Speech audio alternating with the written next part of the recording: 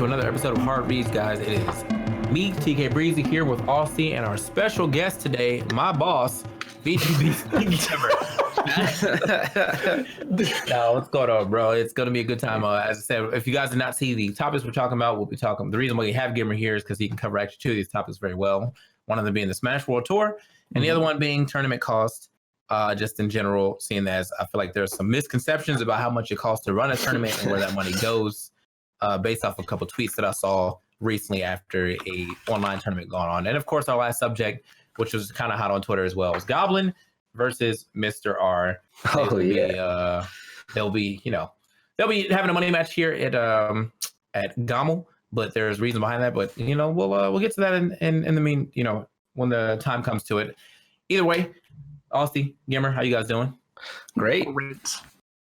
Is that the basic pitch answer right there? We both just did great at the same time. Some white people just great. Yeah. Everything's great over there, huh?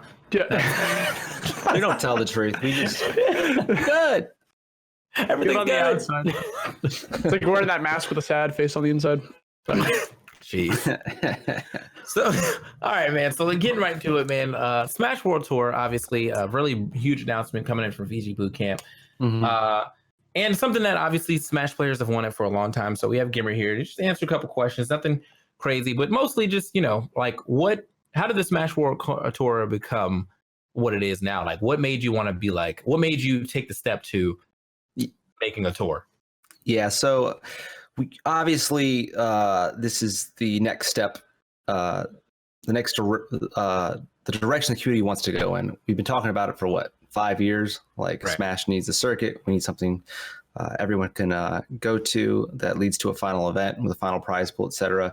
So I went full time in 2014, and I think the first talks, the whisperings of a circuit, came around in 2015, and just a lot of things were tried, a lot of things fell through, but nothing really came of it.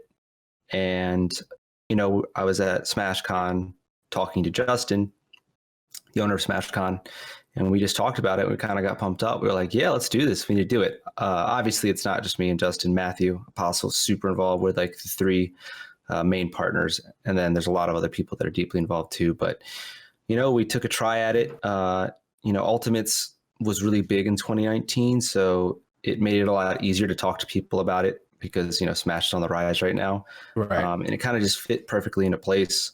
So obviously we did a good job keeping a lid on it, because the worst thing that could happen is you start working on something, you start telling people about it, they start talking, and then it doesn't happen. And we really wanted to avoid that, and we didn't want to we just didn't want to get people's hopes up again. So we kept a really, really tight lid on it. Even to our core team, we were just really we cannot talk about this until it actually happens. And then as soon as we got a green lit, we started reaching out to events and stuff, and just announced. So we're really excited for it. And as far as the events that are on there, like any event, is it finalized, or can other events still join if they want to opt in, or is that Yeah, so at the silver level, anyone can opt in as long as they meet the requirements for melee singles or ultimate singles. Okay. And then at the platinum and gold level, we are working with a few more events, but I can't really say anything until we get it finalized. Right. Mm-hmm. Okay. Well, that's cool though that you guys are letting anyone, if they, hey, we have this many entrants, we realize that we made it to the silver level, we want to be part of the tour. So that's dope. As if you guys didn't know the breakdown, there's levels to the tournament. You have the platinums, you have the golds and the silvers and whatnot like that. So silvers will be mostly like regionals and stuff, and obviously the platinums will be like the bigger tournaments, the Smash Cons, the Genesis and stuff like that. So it's really dope. And where is the finals happening? Can't tell you yet. Oh, you don't pick that. Still okay. mystery. So not Xanadu. That's all we. That's just happening at Maryland. It's just in our World Tour finals. Laurel, got me again. VG. So yeah, man. No, it is cool that you guys, as I said, it's cool that you guys have been able to make it, make this a thing. As you had alluded, there has been talks of other tours for a long time. There's always been oh man, we have this going on, but then it doesn't happen, and then.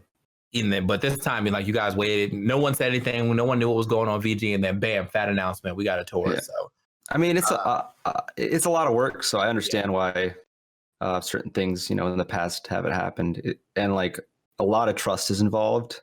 because you got to get a bunch of events to sign on, you know. Right.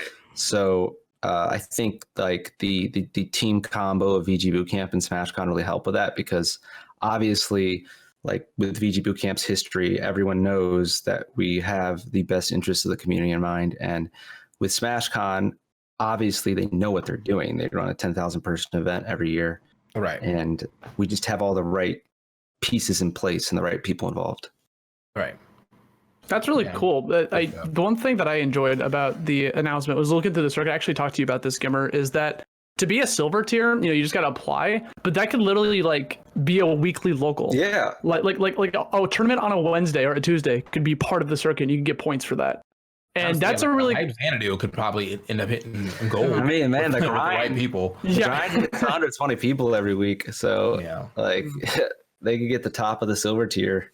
Yeah, and it's really cool to see like a little bit of love given back to the weeklies, because a lot of top players prefer to just stay home and stream, which granted, that's the good thing to do. That's how you make the most money, and that's how you build your brand. But like, there's been like a little bit of a disconnect from the weeklies, and this might re-energize them to not go every single time, but go a little bit more often just to get those points, because you can't just farm silver tiers. You have to have you can take your 6 best scores. Is that what it is? It's your 6 best scores. Yeah. So basically, I'm actually really excited about the point system. We took a note from Tekken World Tour, obviously. It's based off the tennis thing too. Yeah, when we came off this. So a lot of complaints we've seen this past year is, one, people complaining, I can't go to enough events, so I'm getting punished for it. And then other people saying, I go to too many events and I'm getting punished for it. Mm-hmm. So with this point structure, it basically says you can go to as many events as you want and you will not get penalized for it, but also you cannot farm events. You can't just say I'm rich and I went to every event and I made top 31 because of it. And that's why we did it that way. And then obviously with the silver tier, this thing is all about unification. So we really want everyone to be able to be a part of it. And I think every like FGC tour has done the same thing, but I just think that locals for Smash are just a different beast. Not just locals, but regionals. It's like people are so passionate about it. Like they're so happy to be able to put their event on the tour, and we're just glad that we were able to give that to them. Yeah. Did you have any issues with people like not wanting to be a part of the tour? Did you ever ask anyone? They were like, "Nah, I'm good." We reached out to a lot of people, and some did decline. Yeah, I mean, it is what it is. Like, sometimes, I mean, you win some, lose some. I feel like some people are probably a little skeptical, obviously, about. Well, yeah, because to be fair, this has been attempted multiple times. Yeah. So there's a lot of skepticism. Part about it is that like there's another tour that was not really a tour. There was another circuit that was being announced, but then that company has kind of since left. So like, so like, it's like the times, I guess the trust is there with VG, right? Because long-standing or whatever, but I'm still, some people are a little skeptical, and like that is fair. But I think with the way, as long as this tour runs well, then if you guys decide to do a Smash World Tour 2, then I think that most people will be like, all right, VG had the best interests at heart. And I mean, seeing that we have been grassroots forever, I don't really see how anyone can see it any other way. Like VG has always been a very grassroots organization, and it just shows. Like we everything that we do ends up being like for the betterment of the community. So really definitely. And like, I mean, I understand too. I mean, a lot of time has gone by, so our big blow up was in early 2014, so it's been 6 years. Mm-hmm. There's a lot of new players coming in that don't know our history, and this is something me and Matt have actually talked about. Like, we like to stay professional and stay silent and not really gloat or like talk about ourselves. We just work. We put a lot of our time and resources into working, but we might need to like get out there a little bit more and just let people know what we're doing and all the hard work we're putting in. Because since we stay so silent and just work, it kind of gets lost sometimes, and people forget, or new people come into the scene, like with Ultimate, and they don't understand the past and how like VG Bootcamp had a huge role in building this scene. Yeah. So guys, that's that's Smash World Tour. If you guys have not seen enough about it, there's a full video on it. Honestly, if you check the VG Bootcamp's YouTube, although I think I could probably just link it in the chat. go ahead and slide over to our next subject, which happens to be, we're talking about tournament costs or tournaments anyway, so we can talk about tournament costs. And on top of that, we have the one of the runners of one of the largest tournaments on the East Coast, which is Pound. So without throwing out too many crazy numbers, let's just talk about maybe last year's Pound. So let's go with last year's Pound. I'm actually very happy that this is finally starting to get talked about. At the end of every event that we stream, I try to get the TO on the mic to give them a face, because I feel like I am blessed because of my position and how everyone loves me for what I've done for the scene, where people just give me, no, it's true though. It's true though. They're always giving me the benefit of the doubt. They're always shouting me out. A lot of these TOs don't get that. And the risk that they're taking, you can budget something out and you got to predict how many people are coming. That's what you do. You have to say, I think this is how many people are going to come. This is going to be the average venue fee. I need to base my budget on that. And you got to, if you're with a hotel, you got to sign that contract before you open registration, because people are going to start booking their travel, etc. So you can't just open it without a hotel contract, because you could lose that contract and then your whole TO career is ruined right there. So a lot of these TOs, life in general. Yeah. A lot of these TOs, every TO takes a huge risk. And I mean, I could give you some Pound numbers. Yeah, I'm definitely down to hear some Pound I could just say the total cost. I could just say the total cost for last year's Pound. Let me see if I can find this. So last year's Pound, the expenses for the event were upwards of $100,000. The one thing though that we are blessed with at Xanadu is that because we are in the venue and we have a relationship with the track, we can adjust the budget as time goes by. It's a lot easier. It's a lot more flexible. There's a lot less risk involved, although that is a lot of risk, clearly. But for things like, Double Down and Apex, which we're funding, those are way riskier. And, we just had to say we're doing it. And we had to make guesses on how many people we thought were going to come and form the budget around that. But we'll be fine regardless. We do a pretty good job at budgeting, so I'm not too worried about it. But definitely go support those events. Double Down registration opens on Friday. Now, if I heard that correctly, you did say 100,000, right? Mm-hmm.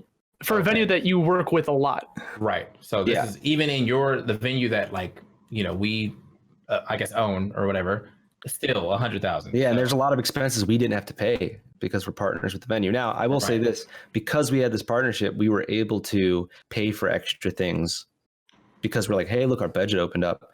I mean, we do want to profit off our events, but right now, a lot of the time, we if the budget opens up, we try to add stuff.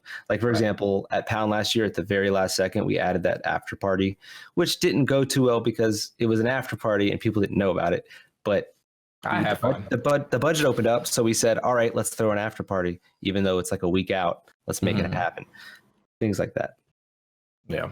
So all right. So that means that because you guys have partnerships, that means you're even on the lower end of tournament costs. So that means a regular tournament could potentially be twice as much. Well, dude, Goblin said it cost $200K. Yeah, I was just what the heck? I heard about that. I don't know what it's like in Toronto, but that's wild. And this is what I'm talking about. A lot of these TOs do not and TOs get it the worst. Any slight complaint that's echoed by a top player just gets destroyed. The TOs. And obviously, when you're restless and you're tired from working a hard weekend, you're a little more emotional. So a lot of times TOs don't respond correctly because they're so exhausted and they feel so not appreciated. Sometimes they lash out a bit because they didn't sleep for 5 days straight, and now they got someone going, hey, it's a little hot in the venue. Well, not that, or someone just attacks them. Sometimes they lash out a bit, but you guys gotta understand, TOs are humans just like everyone else. And after a 3-day weekend of barely sleeping and then and risking your entire livelihood on the event to have someone come at you, it could be hard. It'd be hard to deal with. Wasn't there that TO that like sold their house over an event because they didn't do as well as it did? Wasn't it like tipped off 12 or something? I've heard something 11? like that. It's just a rumor. I don't know how true it is. Yeah, I have to look into it, but I did hear something about that as well. Yeah, either way, man, like tournaments obviously are super expensive. I saw the reason why we even talking about this because I saw this very head ass tweet. And I'm gonna call him out. I saw this very head ass tweet from Pandarian, and like, I mean, he's 16. He's made a couple head ass tweets lately, but he's young. But I'm still gonna call it like it is. He made that one tweet about being sick and then still trying to travel when it's like he was like super sick, and that was like right around the time the coronavirus started getting started getting some news. It wasn't like anything crazy, but it was like, oh, there might be an outbreak of this new virus in China, and everyone's like, yeah, it's cool. And now it's seeped its way over to America. So like, I'm not saying that he had it, obviously, but that level of recklessness, not caring about other people's health is like very annoying. Over the fact he's got that teenage nest here. It's like, oh wow, he's got that teenage energy, man. Like, like, I'm gonna do it. I'm gonna put it. Like, if I ever got sick, you think I might not even go to an event I'm supposed to work? Yeah, bro. Somebody else out. Like, I got like I got 8 hours of total bandwidth daily right now. As I get older, you know what I'm saying? I'm working like, and every year it slowly goes down. How much mental energy I'm able to have every day. Yeah, but yeah, like, I was talking about wasn't that one. It was about, obviously it was one of them, but he made a tweet about like, so I don't know if you guys knew, but over this weekend there was a 20K online tournament. Now, of course, online sucks, whatever, like everyone dealt with it, whatever, right? But I don't think there was any money on entering. I think you just had to enter. So a lot of top players enter. I think Cola ended up winning that, and that was great. But you also saw Nairo in it, and you saw Samsor in it, the Buzz was in it, Void was in it. Some great stuff right there. So it was a 20K pop bonus, which is a really good pop bonus for sure. After it, a lot of people, some people were thankful, like, oh, thanks. He didn't have to do that. He definitely didn't have to do it. Big shouts to Critical. But after there were some tweets that were along the line of, well, if you were going to spend 20K, then why not invest that 20K into making a big tournament? Because 20K doesn't equal a big tournament. That's why I don't even think you can make a local. I don't think you can start up a local with 20K at that point in time. Like, people just don't understand like money. Like, I get that Smash community is broke for sure, but the cost of a tournament like very much exceeds the level of bro. I mean, like, there's sponsors and stuff, so people kind of pull together and whatnot. And that's why tournaments can get as big as they are. But 20K in the grand scheme of things, after we're talking about, GimR having the venue, still have to pay 100K, finding out that that Goblin was 200K. I think that Shine said they were 200K. Come on, bro. Like, come on. Yeah, and you got to really show some love to the people that hold these events in these ridiculous. I know I'm going to get some heat for this, but these venues that have ridiculous union rules, like. And I know when someone hears the word union, they're thinking of back in the 1920s when people were literally like burned to death because the business didn't have proper fire exits and stuff. Like, so they made unions to force certain rules. That's what they think of when they think of union. But there are a lot of AV unions that have, because the state is on their side, unchecked power leads to ridiculous things where like you have to pay $100 an hour for someone to help you set up, and they have to help you set up, and they have to do a minimum of 4 hours. So if someone sets up, let's say 10 feet of pipe and drape, which takes about 20 minutes, they're getting paid $400, right? So it's a system that was put in place to protect people, but in some areas it's kind of, it's in capitalist society with capitalism, like if you have all that power, you're going to take advantage of it. And like, hotels, I've worked with hotels that do this, and they do their best to lower the cost wherever possible, but you end up being in a situation where you're paying $60K for AV for like a very basic setup. Yeah, I was going to comment about how expensive it is just to set up internet, like just to make sure the venue has internet so you can stream, because again, you have to hire people. Yeah, and the prices for internet are like ridiculous at venues, but you have to think about the fact that like they probably pay because they're like a convention center or whatever. Like, let's say they like go, oh, you want to stream, you got to pay $10K for internet. that number sounds ridiculous, and it kind of is because, you know, it's just bandwidth, but they're probably getting like taken advantage of by the ISP because they're a huge convention center. They're probably paying a ridiculous amount a month. And then also they have to have a network staff always there, like that are being paid salaries. And their job is just to bring the line down, make the IPs right, all that. It's very simple at the event level. So you're like, why am I paying so much?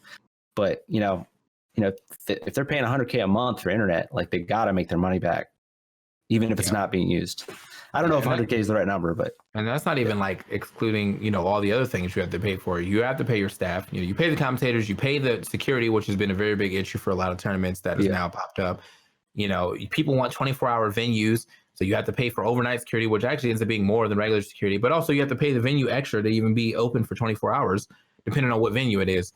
So, I mean, there's a lot of costs. I think there's a lot of costs that people just don't really like think about until it's not there. Like if we didn't pay for security, you know damn well all those security, I walked straight in and no one even checked me. All those tweets will come out. So the reason TOs aren't that transparent about it is because let's say you're just having like, you're not profiting year after year.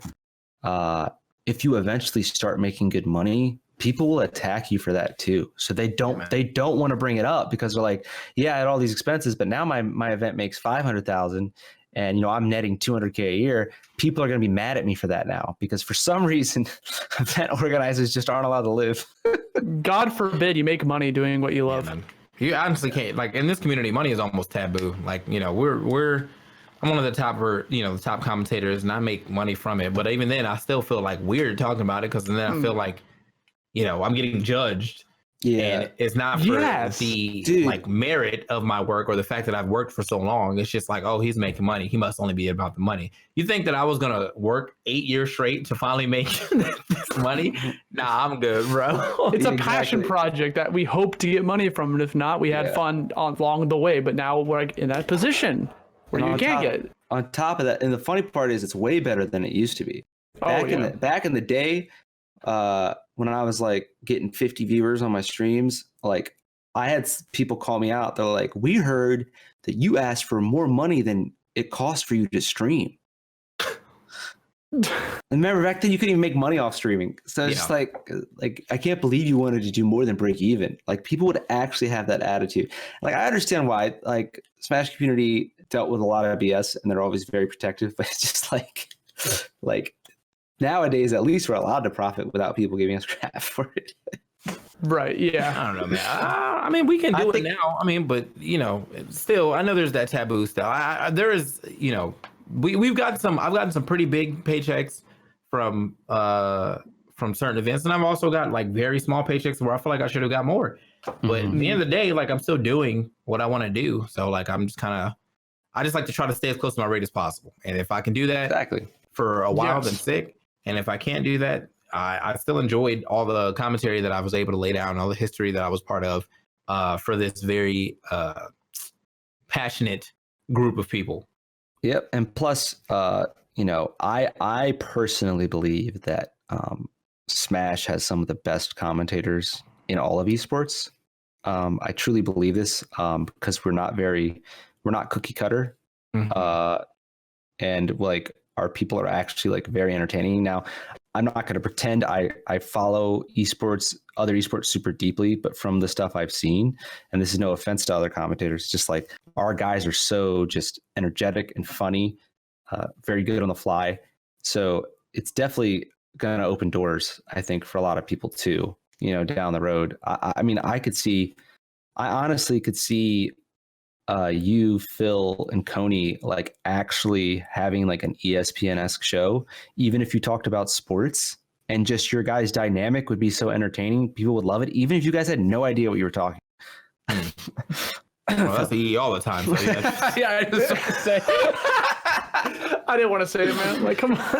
Oh man, I feel that though, and like I don't think that, I don't know. I wouldn't necessarily say the best, but I feel like we have more stars, if you will. Like, you know, I do follow other esports, but I feel like I'm listening to the same person regardless of who's up there, like all the time. So it's like the same three dudes, and it could be like 30 dudes, but just listening to them, they all sound the same. It's like they all went to like a school where you you were supposed to commentate this way and only this way.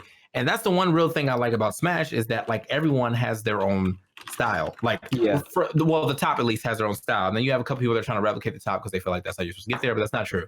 So like everyone has their own style. Like if you watch enough Smash, basically you can listen to commentary for about 10 seconds and realize who is who if both of them say a 5-second sentence. And I like that while I feel like I can't actually do that in other esports. Like I'll watch a shit ton of League now that I'm playing again. And I don't know those guys people by name, but I'm not saying their commentary is bad. I just don't feel connected to them as people as much as I feel like people connect with us commentators in Smash right now.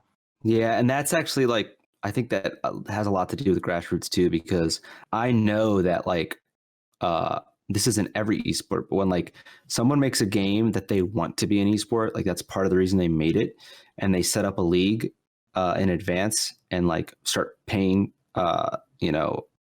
talent to be commentators and stuff, they actually bring them to a camp and do media training and tell, like, that's why they all sound the same, because they're all being told by the exact same person how to commentate. Yeah. That would annoy the shit out of me. I couldn't do it. Yeah. I like my style. And also like, I've worked in the fact that like, I do stutter because I speak fast and sometimes like I stumble over words, but I've pretty much just worked that into my like style. So people got used to it and I say good shit and that's all that matters. I've noticed that Dark Horse said he would like to see a Smash commentator with play-by-play skills like the League guys. There was two. Resliv had a really good play-by-play and so did what's his name? He's from the West Coast, Asian dude. He used to work with Nursemaid a lot. Sedgehog. There we go. Sedgehog has really good play-by-play as well. But I think the way that Smash is, because most people who watch it are like diehard Smash fans, that play-by-play kind of loses its meaning. Like, I do slight play-by-play for like top 8s and stuff because during top 8, obviously everyone's watching. Some people don't even know what they're watching. So you have to, explain the game a little more. But in my opinion, like, I feel like whenever I'm reading chats, most people get mad when someone's doing only play-by-play because they're like, I can see. And to an extent, I get it. You can definitely see. There are some people that can't.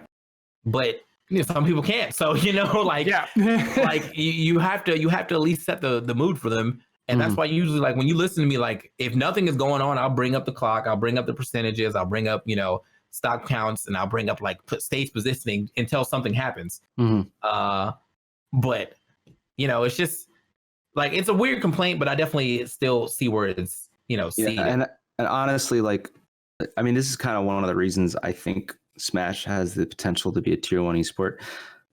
Smash is pretty easy to follow too, because it's like just you're hitting the person and getting them off stage and trying to stop them from getting back on stage. Like, it's like anyone could watch a Smash tournament without commentary, and within 5 minutes, if they were paying attention, they'd understand the concept of the game. Yeah. Right. Which means very accessible. So to play into that play-by-play, although is good, it's just like, it isn't, I mean, this is just personal opinion, it's just not as necessary, but it is good filler, because like, it's great filler. How are you gonna, like, how much can you talk about? You know what I mean? Yeah, like, sometimes some matchups are just really slow. Like Pac-Man versus Sonic is going to be a very slow matchup. You can not only talk about him throwing down that hydrant, but 400 times. Yeah. So, but another note that Dark Horse has made, which is a note that I've actually said out quite a bit, but he says a lot of Smash commentators could use some training in the aspects of jobs aside from in-game stuff, and I 100% feel that, because I feel like there are a lot of Smash commentators out there who think that they're like top 5 because they can talk about the game well, but they can't do anything else well. And that's a big part of it. Like, if you're every time you're sitting on camera and you're welcome back to Smash, whatever. It doesn't look good, you know what I'm saying? And people they can't chill, they can't do any of that shit. And I'm like, it's great that you can speak about this game, but when it comes back to the camera being on you and you can't fill, or you can't throw to break, or you can't throw to bracket or commentate or the MC, and you're like always bad at that stuff or anything that has to do without the game, then to me, you're a bad commentator. Like, I think that you are a great analyst and you should just do YouTube videos, but you are a bad commentator because you can't do all the camera work, and that's important. I still think I have to work on my camera work sometimes, because it took me a long time to like still just look in the camera all the time. Like I used to never look in front in the camera. But they're like, even at my level where I feel like I have work to do, there are people way worse than me who think that like, oh man, like I'm one away. You're so far away. Like, I'll tell you this, so far away. I'll never be a good commentator for at least the one fact that I am not a good multitasker. And I feel like you got to be able to talk while looking at the camera and listening to somebody in your ear and not lose your train of thought. I couldn't do that. I'd just be stumbling over my words immediately. Yep. And it's not always the greatest too. Vince had a really good way of like kind of just sliding a word in there. He'd be like, slides, and like that's it. But when we were at Thunder, the other guy, he was coming over that mic, dude. We would be in the middle, like, all right, man, that was a great play. And then he would just, we're going to slides, guys. We're going to slides. We're going to slides. We're going to slides in 5, 4, 3. And it's just like, my God. And I was like, bro, But the crazy part is, I feel like the really good like football commentators and stuff have learned to deal with that, because they've probably dealt, like after like 30, 40 years of experience, they're just like, they could be like standing in front of an orchestra, like loud as hell, and still just be like, so yeah, on to the next part with It took a little while to get in there. Yeah, and commentators also like, like what happens when you don't have gameplay for 20 minutes? Like there's like a stall in the bracket. Like a lot of people don't know how to stall for 20 minutes. A lot of people just kind of like crumble and just. I mean, if we have to stall for 20 minutes, I just ask for a break. That's too much stalling. Like if we're like running through bracket and then out of nowhere there's a lull in the bracket, then let's just take a break. Like, I mean, I don't want to sit here and talk about what happened for the last 30 minutes and then finally get another match. Let's just take a break. But I get what you're saying. Sometimes you're not, we don't have that power to be like, hey, looks like nothing's going on, so can I take a break? So you just have to learn how to feel, and I get that. So you guys remember, I think it was Genesis 4 when they had the Friday, they had the cruise stuff and they floated people. And there was a point, remember, like it was last year that Genesis did cruise because just a lot of players didn't want to do it, and it was hard to find them and stuff. Oh, I think I vaguely remember. Yeah, that. there was one point where Blur and I think Alan had to do an hour of it was horrible. I felt so bad for them. An hour of just my God. They were just going and going and going, and like, I know. I mean, Blur could talk. They're filibustering the tournament, like Blur is ultimate Phil, bro. Like, everyone's saying the same thing in the chat. Yeah, Blur loves talking, so probably no issue. All right, guys. So we got through the tournament calls. Now you got that. We got the Smash 4 tour. If you're coming in a little late, then it's at the beginning, but this will also always go up on Apple for podcasts, goes on Spotify for podcasts, and also goes on my YouTube, so that you can watch the video version if you would like. Although more importantly is definitely the podcast. We like to get those numbers going to to our I guess our sponsors and whatnot, so they know that we're making good work here, good time here. But we're on to our last topic now. If you have been paying attention to Twitter, you probably saw it yourself, but there's been a little bit of a spat between Goblin and Mr. R. I think that, what are they, 42 and 44 on the, or is it 44 and 46?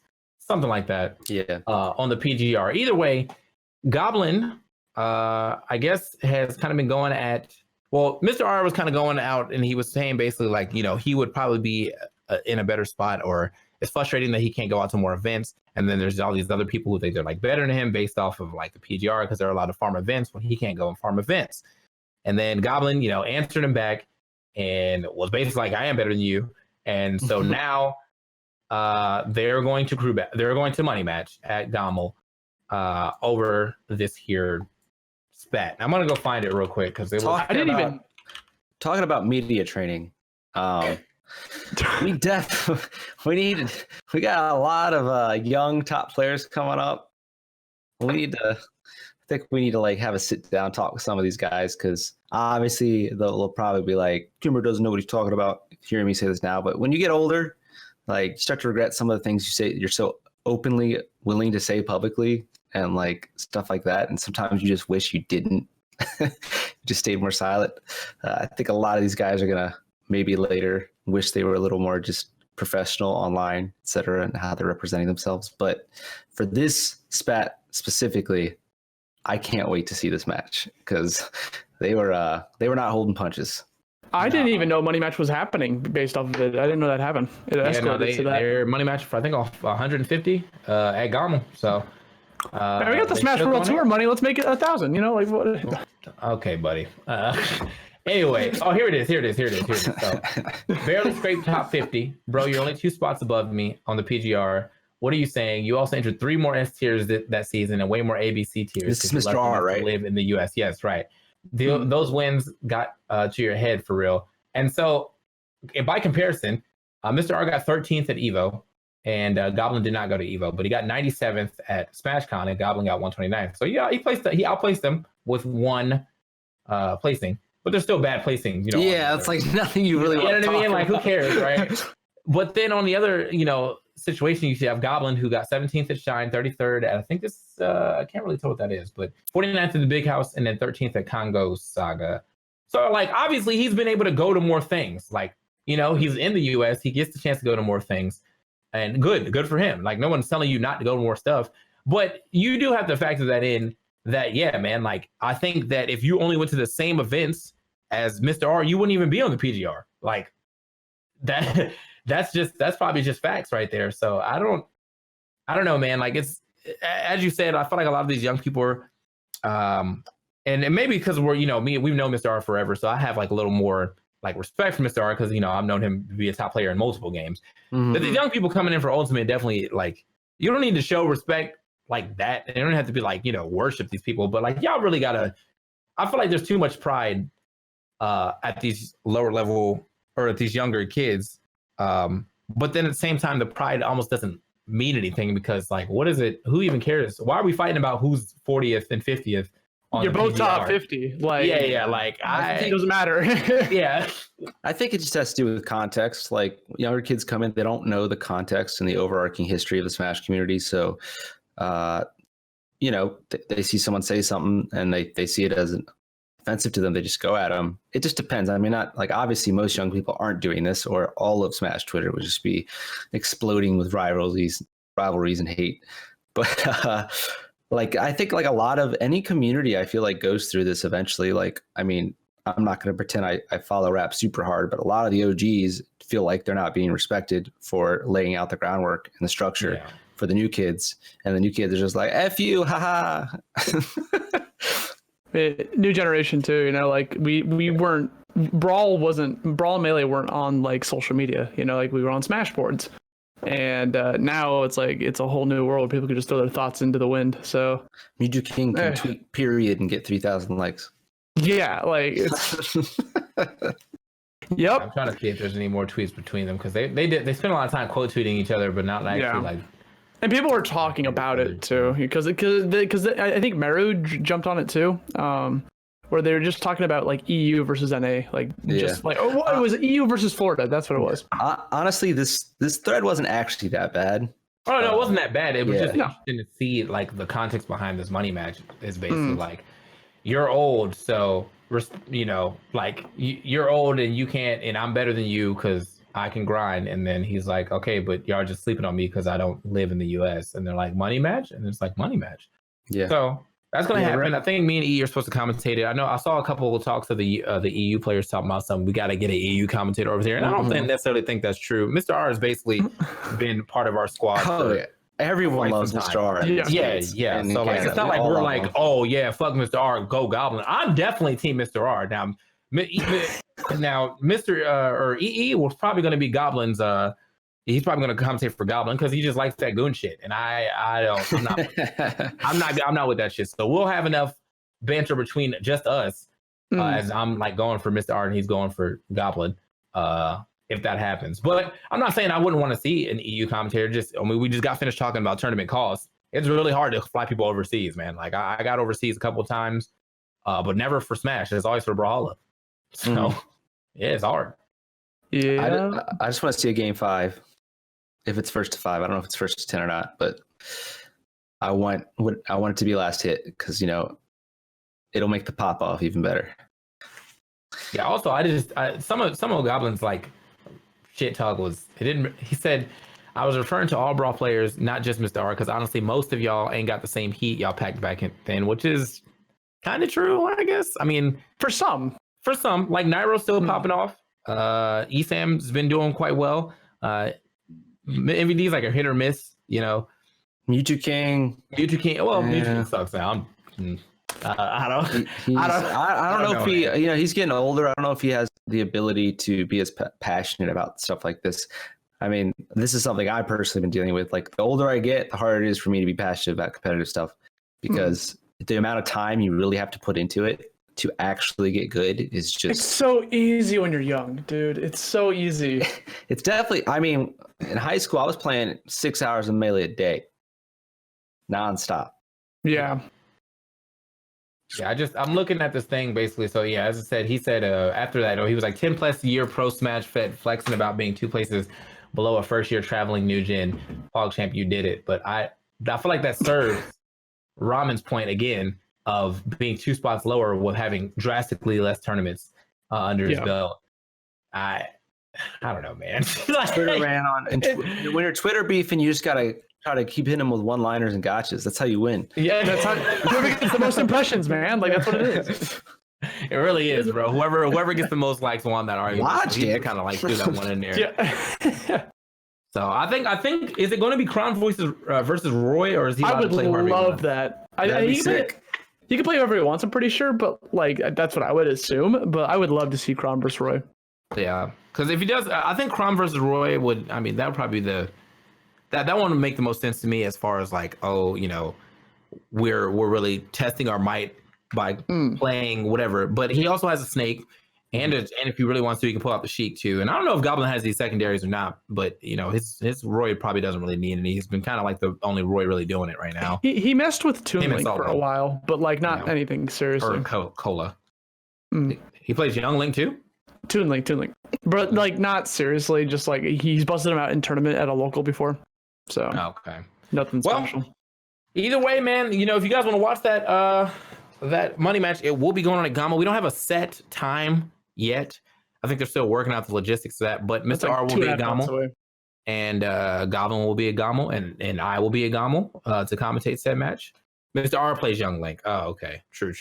So yeah, man, it should be a good time. I'm definitely looking forward to Gamma, but I'm looking forward even more to Gamma now that this money match is going on.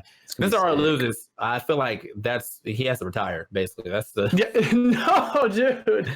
He has to retire, man. Like, because everything that Goblin said is true. Like, oh, you old heads ain't got it no more, right? And then you just lose this like 1st to 5 or 1st to 10, especially if it's like a blowout. You know what I mean? Like, bro, it can't be a blowout right now. 5-1.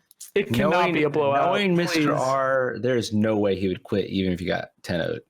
Oh, he would for sure. He'd be like, all right, rematch. And then he'd study it and come back and slap him off. Yeah, rematch in like 2 months, you know? Like study every single little habit. But I mean, just if you go to side bet though, who y'all betting on? Mr. R. I'll just say Mr. R. I think it's very close. I think it's insanely close, but I'm gonna put it on Mr. R. Yeah. I do think it could go either way though. Yeah. I think that was the other thing that a lot of people are brought up too, just as a last point, is that we're old now and we don't have time to devote to this. When I was 17, 18, like I just, you know, I played Melee all the time because I finished my homework and had nothing else to do. You know what I'm saying? So there it is. Just turn on that GameCube, we're in there. And then when Brawl came out, did the same thing. But now that I'm older and I have responsibilities and stuff, like I have to pay all my own bills in my own house. Like I have to, I have to grocery shop for myself. I have to eat, cook for myself, all that good stuff. Like you don't have as much time to just sit and devote to Smash. Like if I were to play Smash in all my free time, then I don't even think I would be able to get to the point of playing the actual game. I would spend all my time in the lab. Like a lot of these people, a lot of the young kids now will spend like 5 hours in the lab and then go play. If I spend 5 hours in the lab, that's the stream or that's the day. Like I'm not going to go play anybody. It's done. You know what I mean? So yeah, it's just different. And I think that's, I don't know, it's a really head ass thing to think about. But I'm sure that once Goblin turns like 28, he'll think back on this and be like, yeah, it is really hard. Back when like Smash 7 duplexes out. I don't know. What was I gonna say? Oh yeah, I've gotten to the point. So like, like a year into Smash 4, you know, I kept trying to get back into it. And then before Ultimate came out, I like told myself this will be finally the time I actually get back into it. I've actually accepted it now. Like that little yearning to get competitive again, I suppress it because I know it's going to be like a week-long thing where I try for a little bit and then I realize it's not possible. I don't have enough time. And then I feel I'm like, I wasted my time practicing. My buy list was definitely popping off for like a solid week, and now I'm just kind of like, well, it's over. Yeah. Well, like I go to my local and win doubles with my friend Sam, and then I good character. So, quit at your peak. Great character. Always quit at your peak. Yeah. So anyway, guys, you know, we've been talking. Well, actually, this is a way longer episode than usual. So I know we're getting to this point where people want hour episodes and stuff. Sometimes we don't have enough to talk about for a straight hour, but you know, we'll talk until I feel like we've, you know, went over the topics well enough. So guys, Smash World Tour, definitely follow that. More news will be coming soon. It's gonna be all throughout this year. Tournament calls, we've talked about that as well, so you can go back and watch that. And of course, Goblin versus Mr. R. If you want to see that money match, it will be at Gommel. So that being said, any final words from you guys? I got nothing. No. Thanks for having me on. All right. Well, yeah, man. So every week, this podcast is every week at on Wednesday at 6 p.m. EST. So, you know, do your math accordingly. If you're on the West Coast, it's 3 p.m. We talk about whatever subjects come up throughout the week. Usually, if there's a tournament on the end of the week, we'll talk about that. So next week, we'll most likely talk about some of the CEO Dreamland stuff and anything that happens between now and then. If you did not get to catch the entire thing, obviously the VODs are here. However, you can also go and catch it on my YouTube very shortly. You'll be able to catch it in podcast form on Apple and Spotify. So definitely click those links when you get a chance to see them. They will be tweeted out by me, Austy, and most likely the prediction channel as well. Make sure you hit a follow button here if you guys really like it, so you can keep up with all the times that we do this. Again, it's every Wednesday. And of course, if you really, really like the content and want to support prediction, hit that sub button. But until then, I'm TKbreezy. This is GimR. That's Austy. Have a good night.